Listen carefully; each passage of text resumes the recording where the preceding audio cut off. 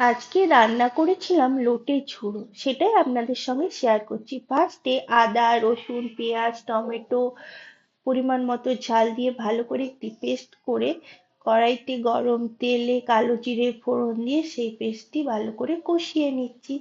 কষানোর টাইমে কিছু গুঁড়ো মশলা অ্যাড করলাম, হলুদ গুঁড়ো আর ধনে গুঁড়ো।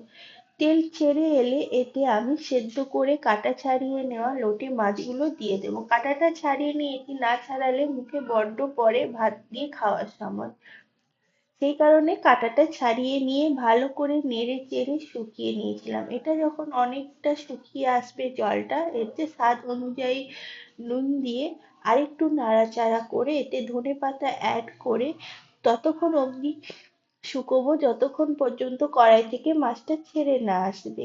এই রান্নাটা ভালো লেগে থাকলে অবশ্যই লাইক কমেন্ট শেয়ার করবেন, তার সঙ্গে আমার চ্যানেলটিকে সাবস্ক্রাইব